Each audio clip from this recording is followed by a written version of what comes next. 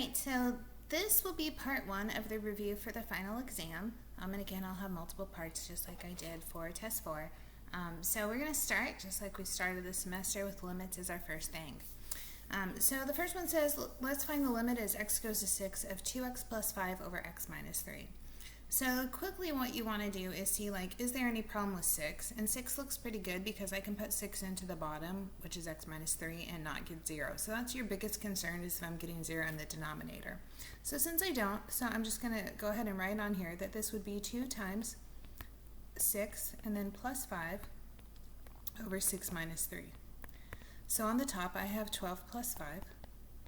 6 minus 3 is 3, so you get 17 over 3, and that would be my limit.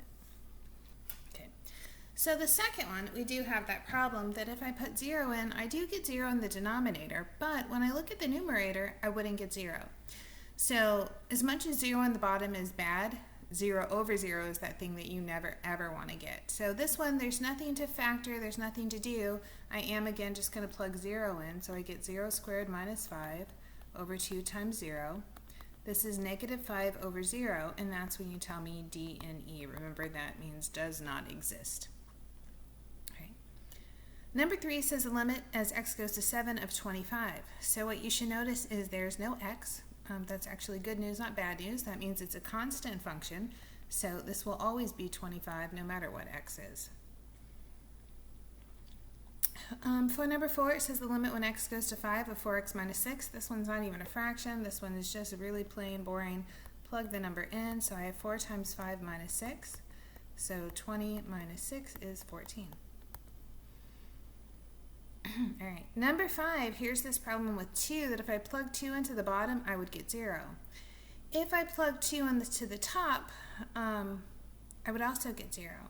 So this means I need to see what my factors are. So if I look at x squared plus 3x minus 10, my factors x and x, 10 breaks down into 5 and 2, but this will say plus 5 minus 2, which is good because I have this x minus 2 on the bottom. So I can cancel out, oops, that didn't work the way I wanted to. I can cancel out these x minus 2's, and now I can put 2 into x plus 5, and my limit is 7. Great. Number 6, no problems there. I do 2 times 8 minus 16 over 8 plus 3. So the denominator is 11. The numerator is 0. That's absolutely fine. 0 on the top is good. It just says 0 is my answer. See if I can scroll this up. There we go. This one with the 4, again, I see that, oh, there's this problem that the 4 would make the bottom 0, so we're going to factor this one. So I have x and x. Factors of 20 that would give me 9 would be 4 and 5. And once again, I see this canceling, which is good. So I have 4 minus 5 is negative 1. Okay. So the one that you're really looking for is 0 over 0. You never, ever give me 0 over 0. 0 on the top, fine, it's 0. 0 in the denominator with the number on top, that's D and E. If something works out where it's coming to be 0 over 0, like number 5 or number 7, make sure you factor first. Okay. Now notice there's a switch. 1 through 7, all of the limits had numbers. And when I get to number 8, I've switched to infinity. So infinity, we had 3 rules about how to find the limit. So the first one, notice the denominator is cubed and the numerator is squared, so this is bigger in the denominator, which means the limit is 0. So remember, we talked about the top power being n, the bottom power m, but we'll just say bigger on bottom.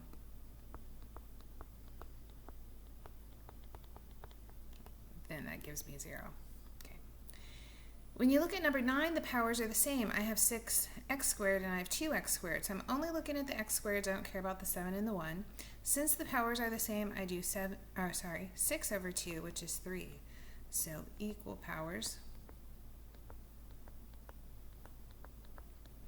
divide, that's supposed to be a V, divide leading coefficients.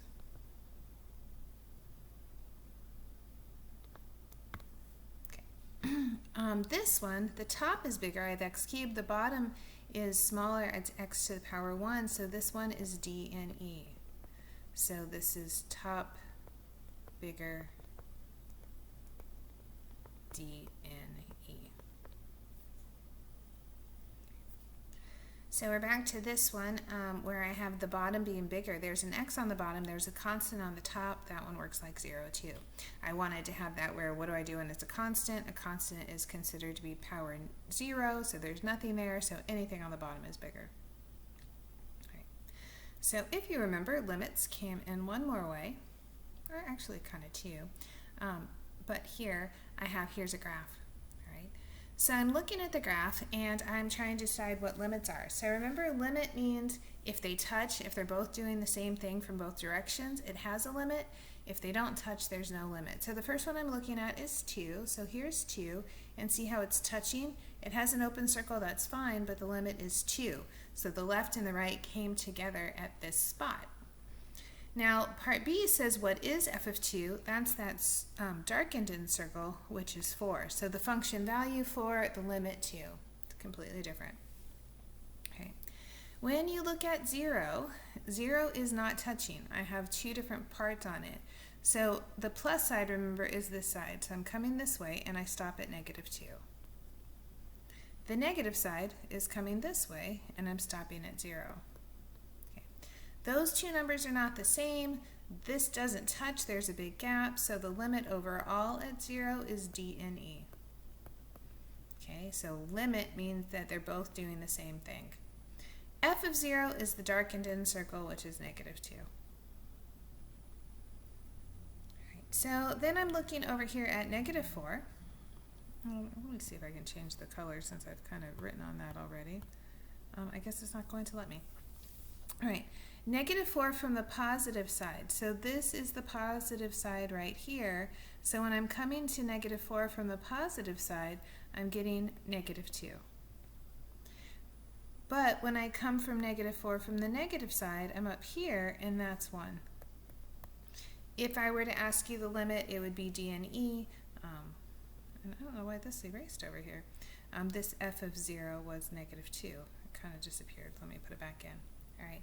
If I asked you for f of, so let's just say f of -4, if I had asked, it would have been -2. And if I ask you the limit as x goes to -4 of f of x, it would be d n e, just to make sure we get all of that. All right, so that part was limits. I'm going to stop the video here. So limits are done. When we come back, we'll do derivatives.